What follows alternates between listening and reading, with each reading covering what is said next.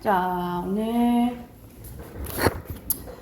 80쪽 소설 하나 하고 비문학담 해볼게요. 자, 여기서는 이청준의 눈길이라는 작품이거든요. 이 눈길이라는 작품인데 여기서는 나가 어머니를 노인이라 부르거든요. 그래서 이 노인이라는 호칭을 통해서 거리감을 드러내는데 이 눈길을 통해서 나중에 이제 어머니의 사랑을 알게 되는 이야기라고 생각하시면 돼요. 그래서 먼저 정리된 거 봐볼게요. 현대소설, 단편소설이고요. 1인칭 주인공 시점. 주제는 어머니의 무한한 사랑에 대한 깨달음과 화해라고 보시면 되고 주로 대화를 통해서 사건이 전개되고요. 우회적으로 표현하는 말하기 방식이 사용되고 과거 현상을 통해 사건이 역순행적으로 구성돼요. 그래서 그때의 어린 시절 그때를 이제 떠올린다라고 생각하시면 되고 상징적 의미를 지닌 소재를 통해 인물의 정서를 드러낸다라고 보시면 돼요. 그러면 어떤 것을 통해서 드러내는지 한번 봐볼게. 바로 그 옷개 이야기였다 해서 이 옷개가 이제 상징하는 것을 이제 봐야 되는데 이 옷개 이야기를 통해서 과거를 떠올리게 되거든요. 그래서 이 옷개가 하는 역할은 과거 회상의 매개체 역할을 한다라고 보시면 돼요. 그래서 거슬러 올라가지 17년, 18년 전 고등학교 1학년 때였대. 술버릇이 점점 사나워져 가던 형이 전답을 팔고 땅을 다 팔아버리고 선산을 팔고 마침내 그 아버지 때부터 살아온 집까지 마지막으로 팔아넘겼다는 소식이 들려왔다. K시에서 겨울방학을 보내고 있던 나는 인주 주목 시점이라 했죠. 그렇죠? 도대체 일이 어떻게 되어가는지 알아보고 싶어 옛 살던 마을로 찾아가 보도록 합니다. 여기 어디냐? 네가 누구니 내 집 앞에 골목 이렇게 서성대고 있어 한단 말이냐? 한참 뒤에 어디선가 누님의 소식을 듣고 달려온 노인이 있어. 여기서 노인은 본인의 어머니 얘기를 하는 거거든요. 그래서 어머니라 얘기하지 않고 노인이라고 얘기를 해. 그래서 이 나와의 거리감을 어머니가 아닌 노인으로 표현했다라고 보시면 돼요.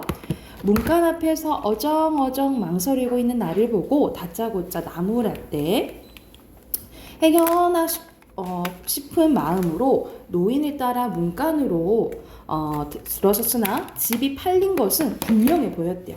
근데 그날 밤 노인은 그래서 그때 떠올리죠. 옛날과 똑같이 저녁을 지내왔고 거기서 하룻밤을 지냈대요. 그리고 이튿날 새벽 일찍 K시로 나를 다시 되돌려 보냈는데 나중에야 한 일이지만 노인은 거기서 마지막으로 내게 저녁 한 끼를 지어 먹이고 당신과 하룻밤을 재워보내고 싶어 새 주인께 양해를 얻어 그렇게 혼자서 나를 기다리고 있었다는 것이었다. 언젠가 내가 다녀갈 때까지는 내 하룻밤만은 옛집의 모습과 옛날의 분위기 속에서 자고 가게 해주고 싶었는지도 모른다. 하지만 문간을 들어설 때부터 집안의 분위기는 이사를 나간 빈집이 분명했었는데 헌데도 노인은 그때까지 매일같이 그 빈집을 드나들며 먼지를 털고 걸레질을 해온 거예요. 그리고 그때 노인이 아직 집을 지겨 혼적으로 안방 한쪽에 이불 한 채와 옷개 하나를 그대로 남겨놨다라는 거야. 그래서 이 옷개를 남겨두고 계속 자기 집인 것처럼 표현하는 것은 그만큼 아들을 생각하는 이제 어머니의 마음이 드러나는 거죠. 그렇죠? 그래서 여기서 옷개 의미는 나에 대한 노인의 사랑을 의미한다라고 보시면 돼요. 이튿날 새벽 K시로 다시 길을 나설 때서야 비로소 집이 팔린 사실을 시인해온 노인의 심정으로는 그날 밤 그 옷개 한 가지 남아 옛집 살림살이의 흔적을 남겨서 나의 괴로운 잠자리를 위로하고 싶었으니 분명한 것이다. 그러한 내력이 숨겨져 온 옷개였다라는 거야. 떠돌이 살림의 다른 가재들고는 없어서도 그랬겠지만 이 20년 가까이를 노인이 한사코 간직한 그 옷개였대. 그럼 이 옷개에서 어머니의 사랑을 느낄 수 있는 거잖아, 그치? 근데 나는 엄마는 나한테 해준 게 하나도 없어. 그래서 나도 엄마한테 할 도리가 없어. 그 서로 주고받을 게 없다라고 생각을 하면서 자라왔던 거야. 이렇게 힘들게 자라왔으니까. 그만큼 또 나를 언제나 불편스럽게 만들어 온 물건이었다라는 거죠. 옷개 의미가. 왜냐면 그냥 엄마의 사랑이 느껴지면 이게 거부감이 우선 느껴지는 거야. 왜냐면 난 받은 거 없는데 그래서 나도 할 거 없는데 이렇게 생각하고 있는데 조금만 보면 약간 불편한 거지. 노인에게 빚이 없으면 몇 번을 스스로 다짐하고 있다가도 하고 이 속마음이 나오잖아요. 그쵸? 그 옥계만 보면 무슨 액면가 없는 빈문서를 만난 듯이 기분이 세상 꺼림칙하고 했던 물건이었다라는 거야. 이번에도 물론 마찬가지였다. 그러니까 말 그대로 계속 이것만 보면 뭐가 느껴져? 그 어머니의 사랑이 느껴지니까 자꾸 거슬렸다는 거죠. 이번에도 여기서 현재로 돌아와요. 현재로 돌아와. 물론 마찬가지였다. 노인의 방을 들어선 순간에 벌써 기분이 불편스럽게 해오던 옥계였는데 그리고 끝내는 이틀 밤을 못 넘기고 길을 다시 되돌아갈 작정을 내리게 한 것도 알고 보면 그 옥계 허물이 컸을지 모른다. 아내도 물론 그 옥계에 관한 내력을 내게서 들을 만큼 듣고 있었다. 아내가 옥계의 내력을 알고 있는 여자라면 그 옥계에 관한 나의 기분도 짐작을 못할 그녀가 아니었다. 더욱이 내가 바깥에서 두 사람 이야기를 엿들고 있는 걸 알면서도 그럴 수도 있다. 나는 어느새 그 코스를 굽이는 못된 버릇이 되살아난 날만큼 긴장을 하고 있었는데 생각지도 못했던 곳에서 갑자기 묵은 빈문서가 튀어나올 것 같은 조마조마한 기분이었다. 그러니까 말 그대로 이 엄마가 날 사랑했다라는 거를 맞닥뜨리는 게 지금 두려운 거지, 그지? 노인이 치사하게 그 묵은 빈문서로 나를 공주에 몰아넣으려 덤빌 수도 있었다라는 거야. 근데 속으로 생각을 해요. 그래 보라지. 누가 뭐래도 내게 절대로 빚진 게 없으니까. 그래 본들 없는 빚이 생길 리가 있으려고. 그래서 나는 빚진 게 없어. 자꾸 이렇게 생각을 했다라는 거야.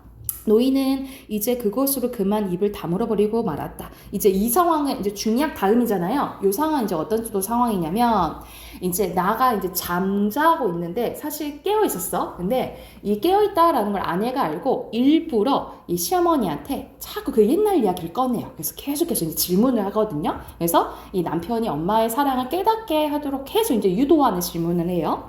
옥계 이야기는 더 이상 들추고 싶지 않은 모양이었다. 하지만 아내도 이제 그쯤에서 호락호락 물러설 여자가 아니었다. 노인이 입을 다물어 버리자 아내도 그만 거기서 할 말이 이른 듯 잠시 침묵을 지키고 있더니 이윽고 다시 공세를 펴기 시작했대. 하긴 어쨌건 어머니 마음도 편하지 못하셨겠어요. 뭐니 해도 옛날에 사시던 집을 지켜온 게 최선이었을 텐데 말씀이에요. 도대체 그 집이 어떻게 해서 팔리게 됐어요? 다시 그 집 얘기였대. 그 역시 모르고 묻는 소리가 아니었다. 아내는 그 옥계 내력과 함께 집이 팔리게 된 사정에 대해서 다 알고 있었는데 일부러 묻는 거야. 하면서도 그녀는 다시 노인에게 그것을 되풀이시키려고 했었는데 옥계를 구실로 그 노인의 소망을 유인해내려는 그녀 나름의 노력의 연장이었다라는 거야. 그러니까 계속 옛날 이야기를 끝내려고 하는 거예요. 자, 뒤로 넘겨서 그래서 이제 어머니가 이제 얘기를 합니다. 날은 아직 어둡고 산길은 험하고 미끄러지고 넘어지면서 차부까지는 그래도 어떻게 시간은 되어 갈 수 있었구나. 그래서 그 17년, 18년 전에 그 집에서 하룻밤 잤잖아. 그 다음날 이제 데려다주는 그 상황을 얘기해 주는 거야. 이야기를 듣고 있는 나의 머릿속에도 마침내 그날의 전경이 손에 닿을 때 역력히 떠올랐다.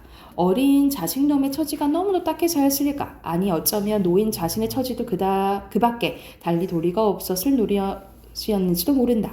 동급 앞까지만 바래다 주겠던 노인은 다시 마을 뒷산에 잿길까지만 나를 좀 더 바래다 주마 우겼고 그 잿길을 올라선 다음에는 새 신장로가 나설 때까지만 또 산길을 함께 가자고 우겼다. 그럴 때마다 한 차례씩 애시린 실랑이를 치고 나면 나는 노인과 더 이상 할 말이 있을 수가 없었는데 아닌 게 아니라 날이라도 좀 밝으면 그 다음이었으면 좋았겠는데 날이 밝길 기다려 동네를 나선 건 노인이나 나나 생각을 안 했다. 그나마 그 어둠을 타고 마을을 나서는 것이 노인이나 나나 마음이 편했다라는 거야. 노인의 말만 따라 미끄러지고 넘어지면서 내가 미끄러지면 노인이 나를 부축해 일으키고 노인이 넘어지면 내가 당신을 부축해 가면서 그렇게 말없이 신장로를 나섰다. 그러고도 아직도 그 면소 차부까지는 길이 한참이나 남아있었다. 나는 결국 그 면소 차부까지도 노인과 함께 신장로를 걸었는데 아직도 날이 밝기 전이었대요. 하지만 그러고 우리는 어찌되었는가. 나는 그때 차를 타고 떠나가버렸고 노인은 다시 그 어둠 속에 눈길을 되돌아선 것이다. 내가 알고 있는 건 거기까지였다라는 거야. 노인이 그 후에 어떻게 길을 되돌아가는지 나로서는 아직 들은 바가 없었다. 노인을 길가에 혼자 남겨두고 차로 올라서 버릴 그 순간부터 나는 차마 그 노인을 생각하기 싫었고 노인도 오늘까지 그날의 뒷이야기를 들려준 적이 없었다라는 거야. 그러니까는 말 그대로 노인을 아무래도 떠나는 거잖아. 돌봐주지 못하는 거잖아. 그치? 자기도 이제 살아야 되니까 뭐 그러한 이제 미안함과 또 이렇게 살 수밖에 없는 뭐 상황에 대한 부끄러움도 있었겠고, 그러니까 생각하기 싫었고, 어머니도 얘기해주지 않았다라는 거죠. 그거에 대한. 왜냐면 이 가정을 완전히 지키지 못한 죄책감 때문에 그러겠죠. 한데 노인은 웬일로 오늘서 그날의 기억을 끝까지 돌이키고 있었대. 나는 갑자기 다시 노인의 이야기가 두려워지고 있었다. 자리를 차고 일어나 다음 이야기를 가로막고 싶었대.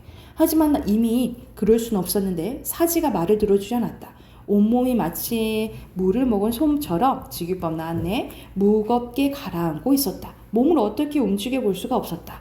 형언하기 어려운 어떤 달콤하고 슬픔, 달콤한 피분기 같은 것이 날 아득히 감싸고 있었대. 여기서는 역설법 쓰였네요. 그러니까는 듣기 싫기도 하고 아니면은 이제 어머니 사랑을 들을 수도 있는 기회이긴 하잖아. 그치?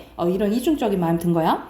어떻게 하는 게 있냐. 넋이 나간 사람 마냥 어둠 속에 한참이나 찾기만 바라보고 있었을 수밖에야. 그 허망한 마음을 어떻게 다 말할 수 있을 거나. 노인은 여전히 옛 이야기를 한 듯한 그 차분하고 아득한 음성으로 그날의 기억을 더듬어 나갔다. 한참 그러고 서 있다 보니 찬바람이 정신이 좀 되돌아오더구나. 정신 들어보니 갈 길이 세상 허망스럽지 않았겠냐. 지금까지 그래도 저하고 나하고 둘이서 함께 헤쳐온 길인데 이참에는 그 길을 늙은 거 혼자 되돌아서려니 거기다 아직도 나를 어둡지야. 그대로인데 암만 해도 길을 되돌아올 수 없어서 차부를 찾아 들어갔더니라. 한식경이나 차부한 나무 걸상에 웅크리고 앉아 있으려니 그제서 동역한 일이 훤해져 오더구나. 그래서 또 혼자 서둘 것도 없는 길을 서둘러 나섰는데 그때 일만은 언제까지 잊혀질 수가 없을 것 같구나. 길을 혼자 돌아가시던 그때 일을 말씀이세요?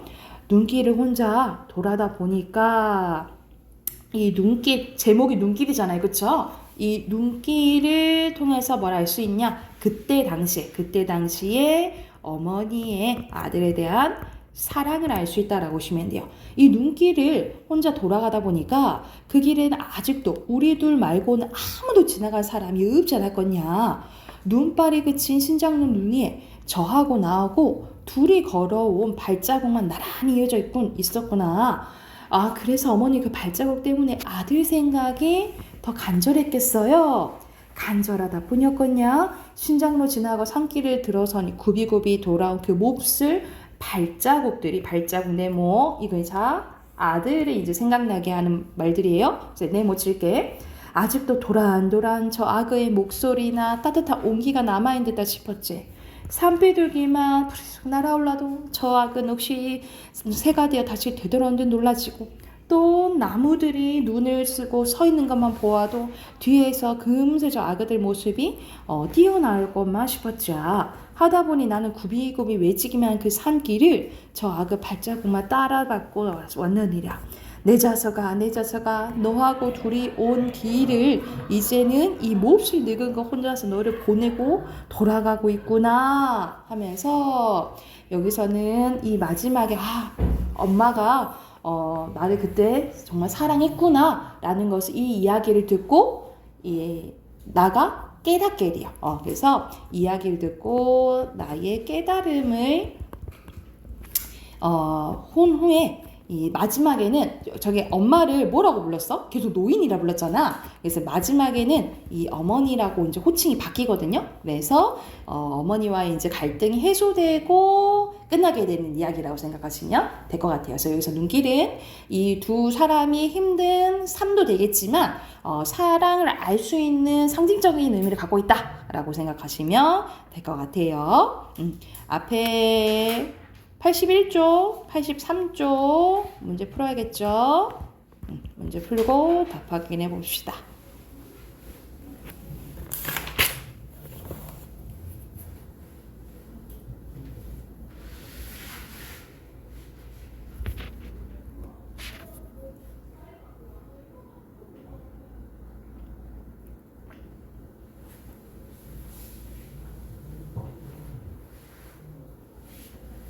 다 했나요?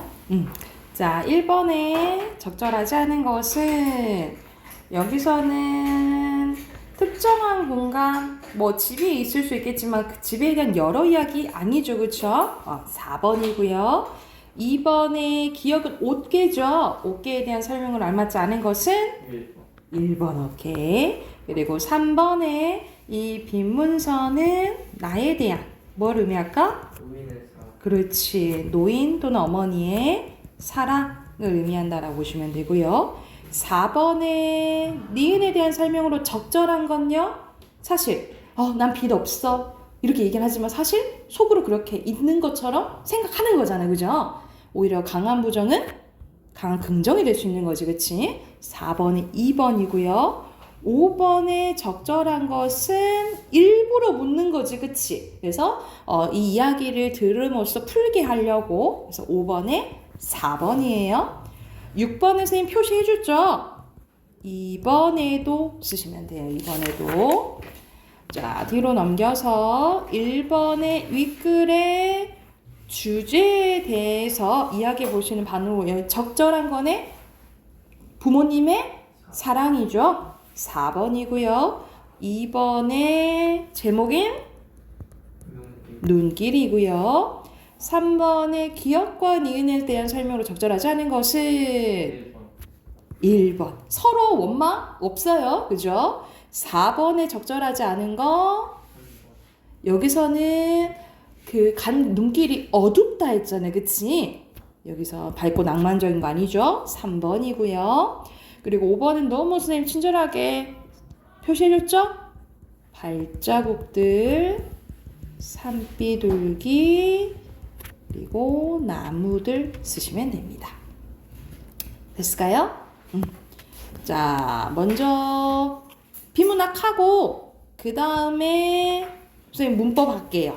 아셨죠? 그럼 우선 빠작 먼저 꺼내볼까요? 빠작 오늘 12 할 차례거든요. 12가 58쪽이에요. 58쪽부터 문제 풀어볼게요.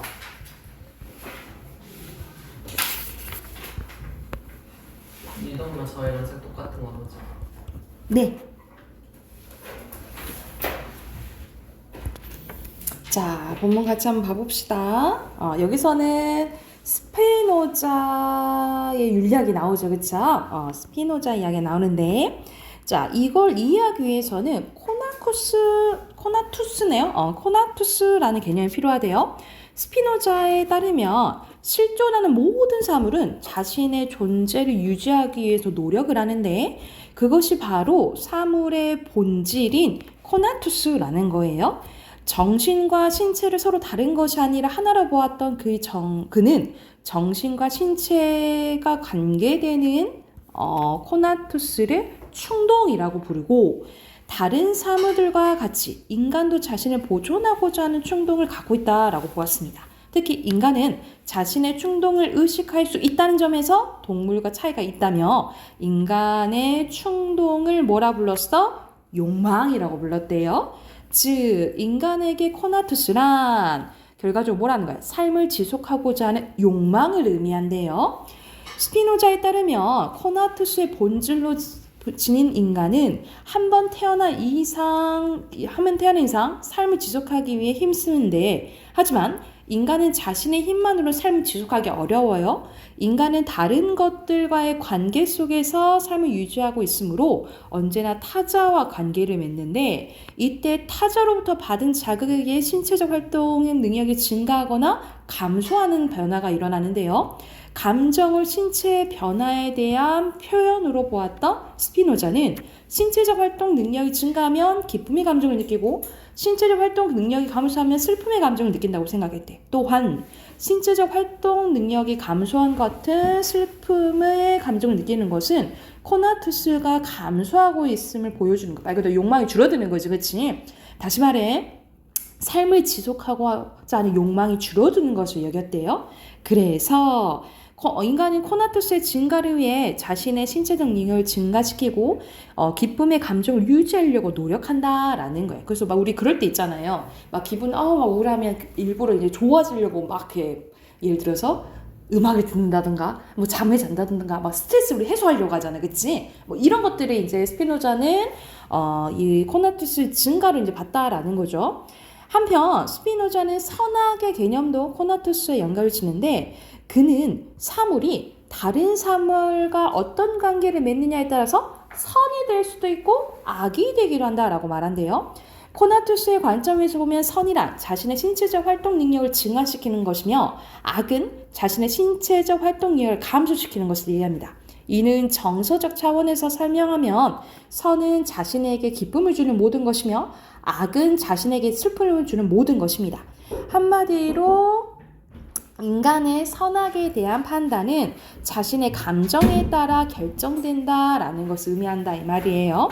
이러한 생각을 토대로 스피노자는 코나투스인 욕망을 긍정하고 욕망에 따라 행동하라고 이야기합니다. 슬픔은 거부하고 기쁨을 지향하는 그것이 곧 선의 추구라는 거예요. 그리고 코나투스는 타자와의 관계에 영향을 받으므로 인간에게는 타자와 함께 자신의 기쁨을 증가시킬 수 있는 공동체가 필요하다라고 합니다. 그 안에서 자신과 타자 모두 코나투스를 증가시킬 수 있는 기쁨의 관계를 형성하는 것이 스피노자의 윤리학이다 라는 내용이네요. 자, 그러면 1번부터 볼게. 여기서 내용 일치 문제죠.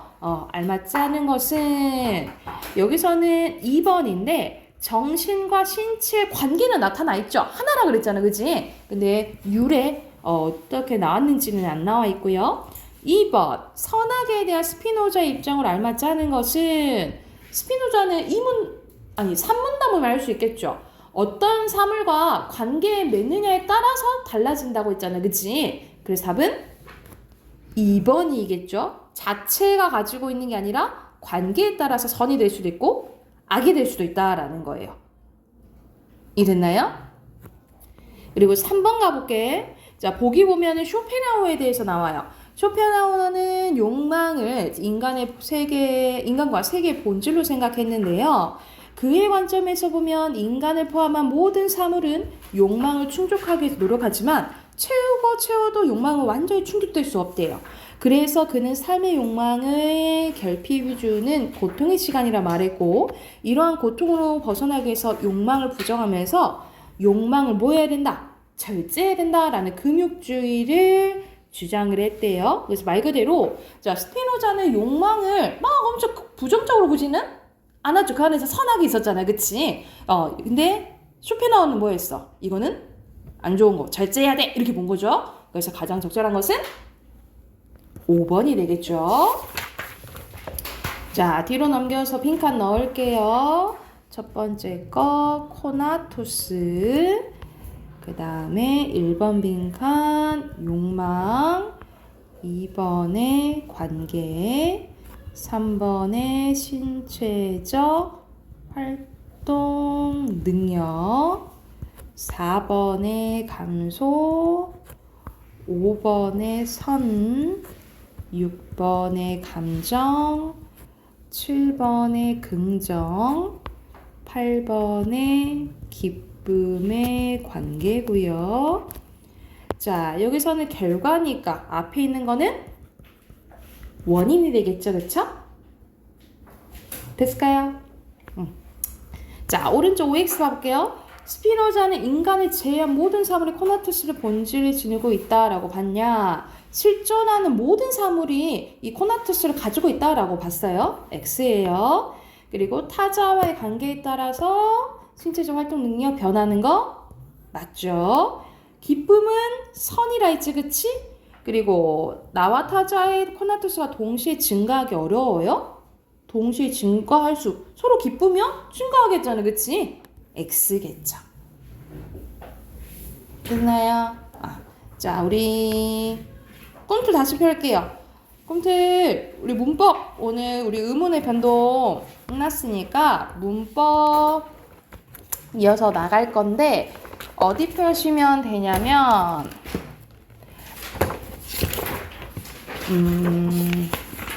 134쪽?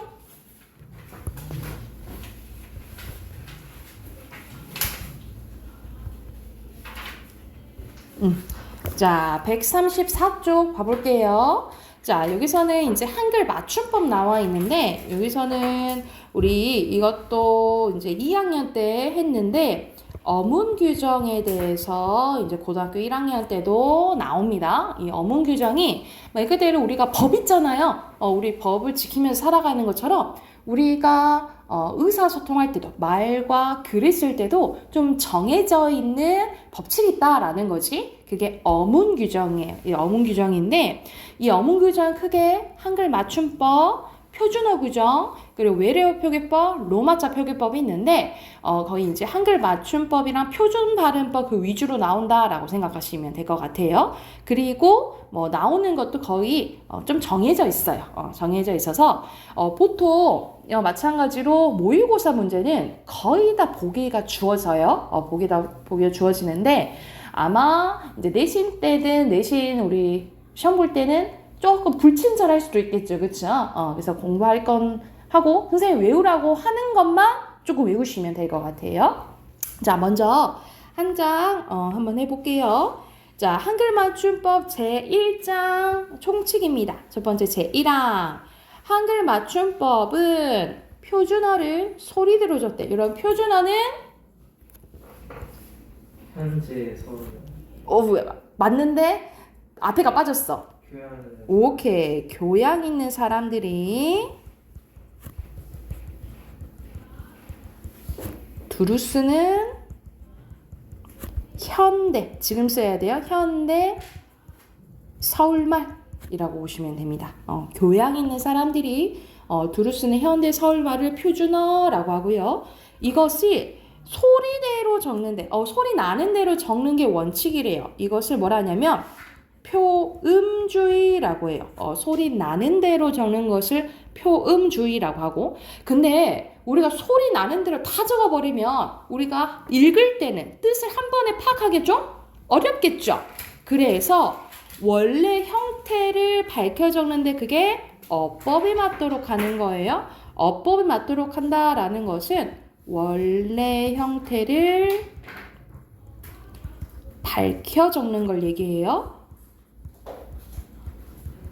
그래서 이거는 뭐라고 하냐면 의미가 드러난다 해서 표의주의라고 해요.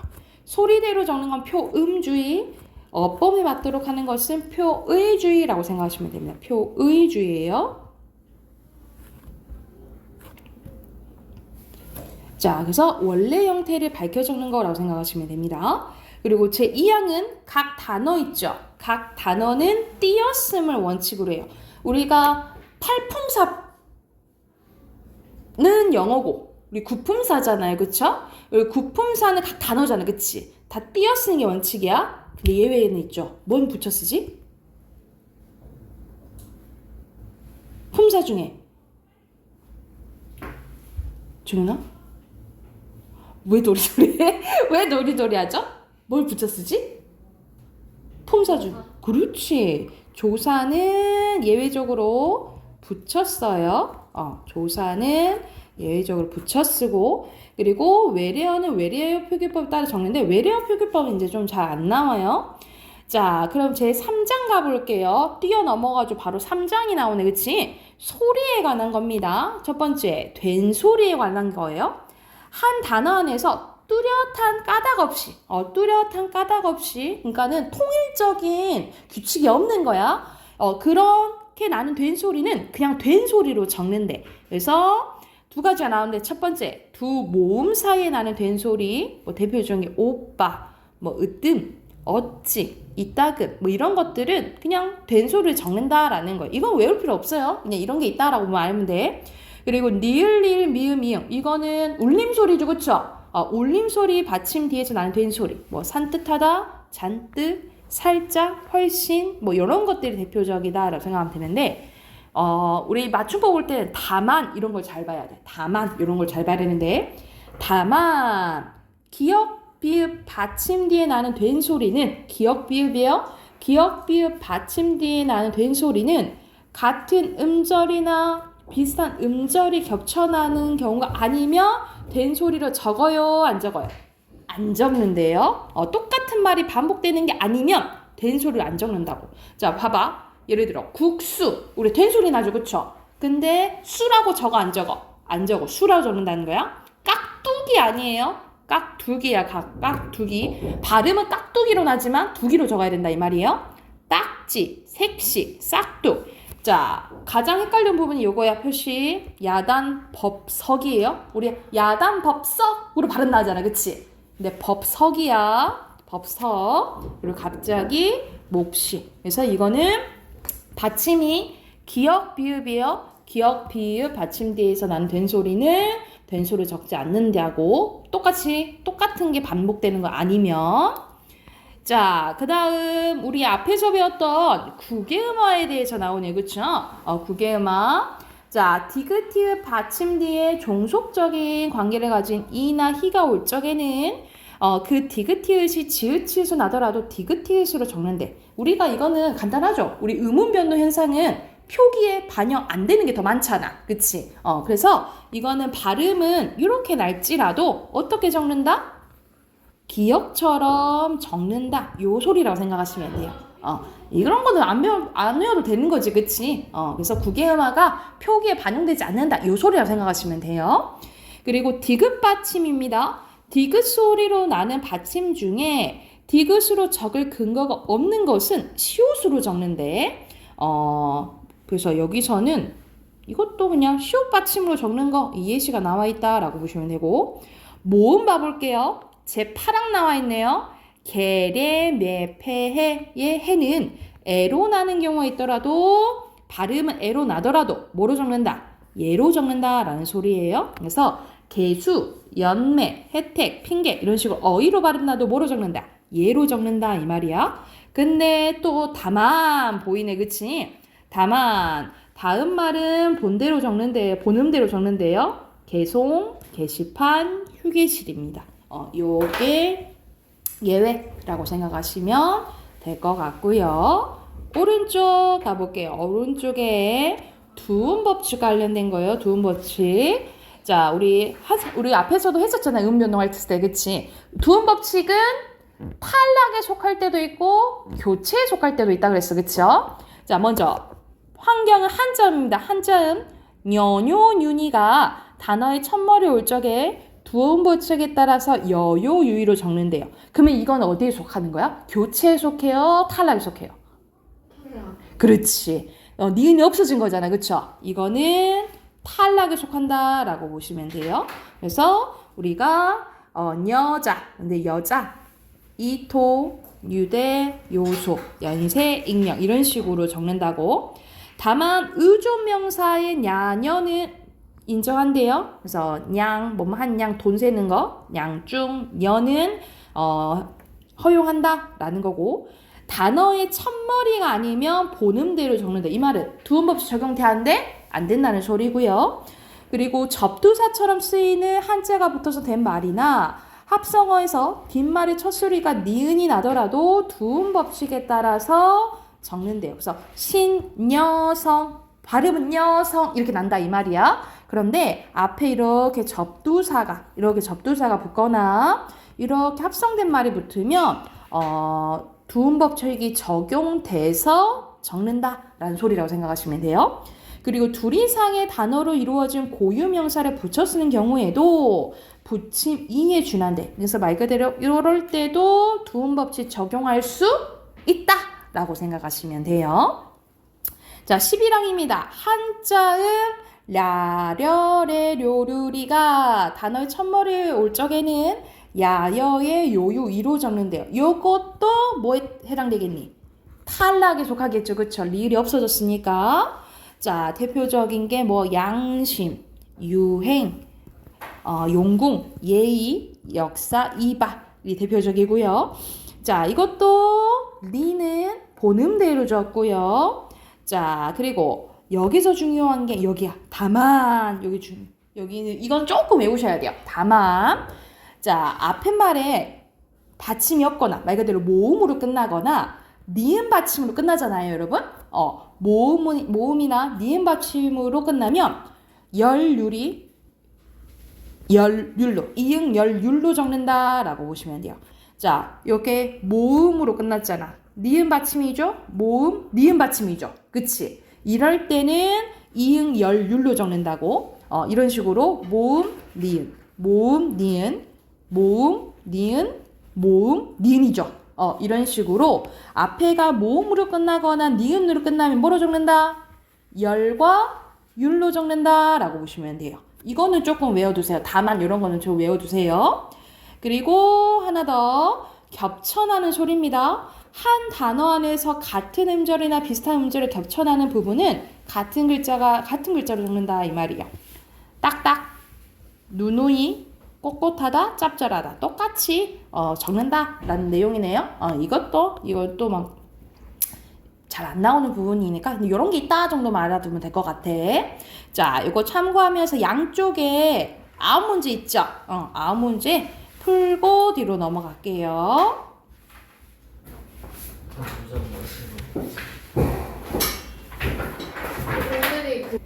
답 확인해볼까요? 자, 1번의 순서대로 소리 나는 대로 적는 거 원칙이지만 뭐도 있어.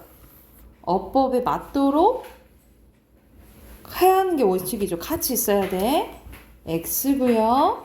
그 다음에 띄어쓰는 거 원칙 맞죠? 그리고 외래어 표기법 따로 있죠? X예요. 자, 순서대로 잔뜩, 갑자기, 근데 자기로 써야겠죠? 그리고 안팎이에요. 안팎. 그리고 수탉입니다. 이거는 다 안이랑 수가 히읗 종성체언이기 때문에 히읗의 잔재로 합쳐져서 거센 소리 나는 거예요. 그리고 자격으로 얘기하는 거는 로서예요. 로서. 뭐 예를 들어서 교사로서 이렇게 해야 돼. 이거는 수단을 사용할 때 로서로 써야 돼요. 그리고 표기가 적절하지 않은 것은 3번. 오케이. 싹두기죠. 왜? 앞에 받침 기역이잖아. 그지? 그 다음에 기역은 소리, 니은은 어법. 자, 맞춤법에 어긋나는 것은 2번이죠. 법석으로 써야 되겠죠. 6번 갑니다. 표기 바르지 않은 거 여관이죠. 4번이고요. 7번의 순서대로 두 번째 거, 첫 번째 거, 첫 번째 거, 두 번째 거, 첫 번째 거, 두 번째 거, 첫 번째 거, 두 번째 거, 두 번째 거, 첫 번째 거. 됐나요? 그리고 8번에 알맞지 않은 것은 이게 조항과 관련된 규정과 관련된 예시가 맞냐라는 거거든요.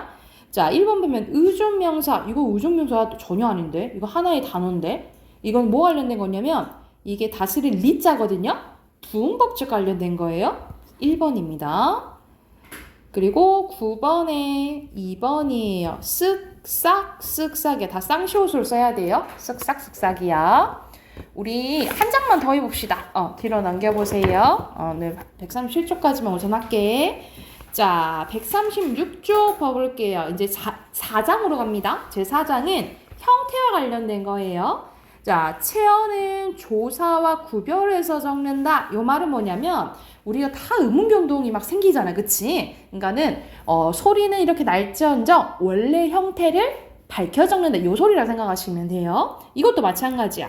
용언의 어간, 우리 변하지 않는 부분은 어간이라 하잖아요. 그치? 그리고 변하는 부분은 어미라는 건데 구별해서 적는다라는 건 소리 나는 대로 적지 않고 원래 형태를 밝혀 적는다. 요 소리라고 생각하시면 돼요.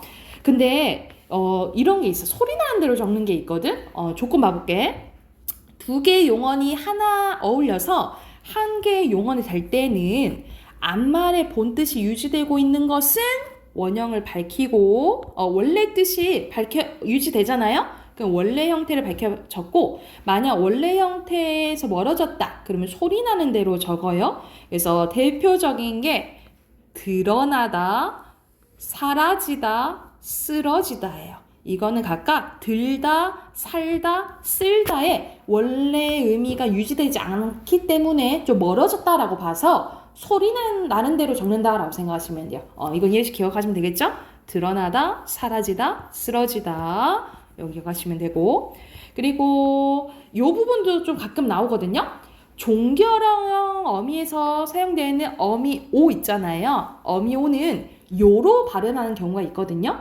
그런데도 불구하고 오로 적는다라는 거야. 그래서 제기오라고 발음 나지만 어떻게 적어야 돼? 제기요, 오시요, 아니요 이렇게 적어야 된다 이 말이야. 그런데 연결형 어미는 다르거든요. 연결형에서 사용되는 어미 이요는 그냥 이요로 적는데 봐봐. 이것은 제기요, 부시요 하고 말이 이어지잖아. 그치? 이때 연결형 어미 이요는 이요로 적는다 라는 거예요. 그리고 뭐도 기억해야 되냐면 보조사 요도 기억해야 돼요. 이런 보조사 요는 존댓말을 나타내는 거.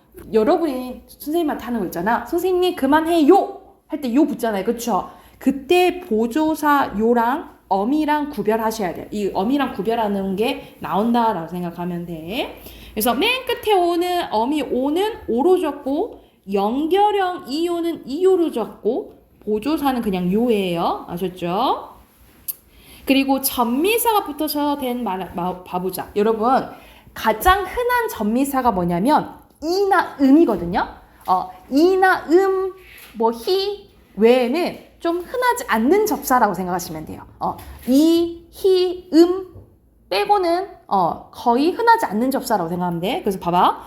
어간에 이나 음이 붙어서 명사가 된 거나 이나 히가 붙어서 부사가 된 것은 원형을 밝혀 적어요. 그런데 또 마지막에 다만 보이죠. 다만 어간에 이나 음이 붙어서 명사로 바뀐 것이라도 어간의 뜻과 멀어지며 소리 나는 대로 적는다라는 거야. 그 대표적인 게 굽돌이, 다리, 목걸이. 이 목걸이는 목에 걸린 병 얘기하는 거야. 목걸이. 문열이, 코끼리, 뭐 고름, 도박 할 때 노름. 우리가 기본형이 놀다잖아요. 놀 플러스 음이 이제 합쳐진 건데 원래 음이와 좀 멀어졌잖아. 그치? 도박의 의미니까 이럴 때는 소리 나는 대로 적는다. 이렇게 생각하시면 될 것 같아요. 자, 오른쪽 가볼게. 오른쪽은 선생님이 이나 또는 이나 히는 흔한 거라 했어. 그 외의 거는 흔하지 않는 거라고 좀 생각하시면 돼요. 이나 이의 모음으로 시작하는 전미사가 붙어서 다른 품사가 바뀐 것은 그 원형을 밝혀 적지 않은데, 그러니까 흔하지 않는 거 있죠. 흔하지 않는 거와 붙은 것은 소리 나는 대로 적는다라고 생각하시면 돼요.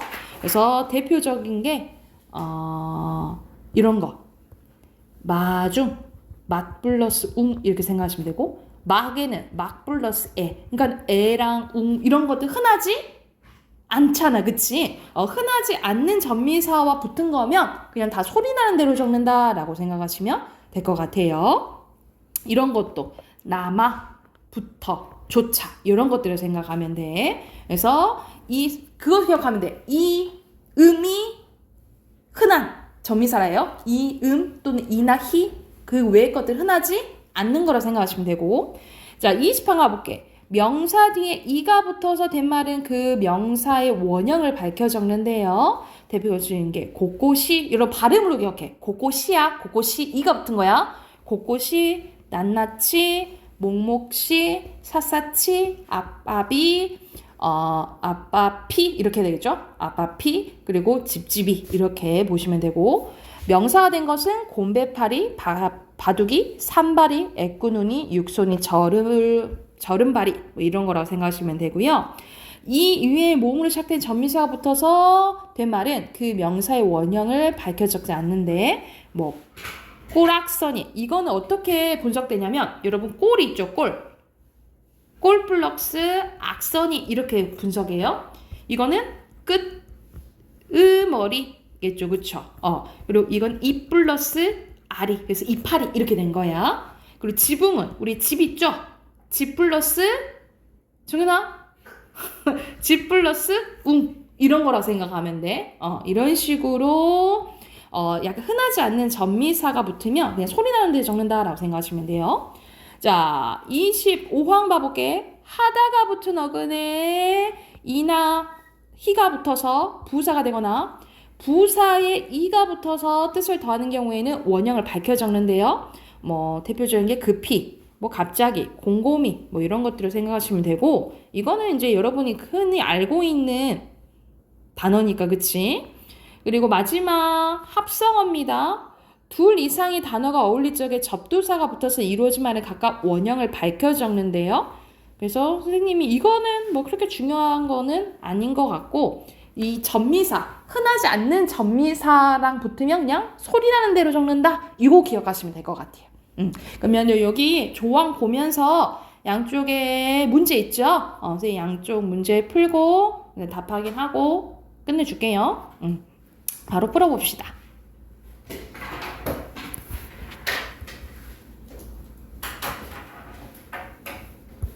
답 확인해도 될까요?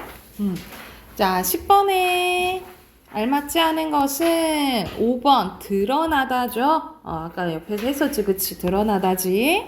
그리고 11번에 O 아니 O라 적어라 했죠. 그쵸? 끝에 어미는 X O예요. 그리고 12번에 원형을 밝혀 적지 않는다 라고 했잖아, 그치? 여기서는 이나 음이 붙었을 때, 그죠? 근데 이나 음이 붙어서 명사로 바뀌어 있는데도 그 뜻과 멀어진 것이 원형을 밝혀 적지 않는다라고 했는데 여기서 알맞지 않은 것은 2번. 4번. 4번이에요. 근데 4번은 뭐가 어디 규정이 틀렸을까? 그냥 다른 거랑. 놀다의 원래의 의미와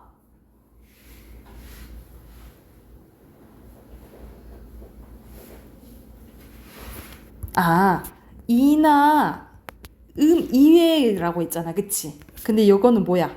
음이잖아, 그치? 그래서 여기 다르죠, 그쵸? 이해됐나요? 그리고 13번에 실 없이야 5번이에요. 그리고 14번에 이거 왼쪽에 딱이지? 비로 소예요. 2번이고요. 그리고 15번에 알맞지 않은 거 4번. 쑥떡이다죠? 그리고 여기서 알맞지 않은 거 선생님 고를게. 땀바지 오뚝이에요. 그리고 모가치 발음 나는 대로 모가치. 그리고 목목시 지푸라기입니다. 선생님 다 써줄게. 지푸라기. 그리고 이거는 똑같이 목목시 모가치. 그리고 오뚝이 땀바지. 됐나요? 됐을까요? 오케이. 여기까지 하고 내일 이어서 할게요. 내일 단어 외우시면 돼요. 단어 몇 강? 11강. 11강 외우시면 돼요.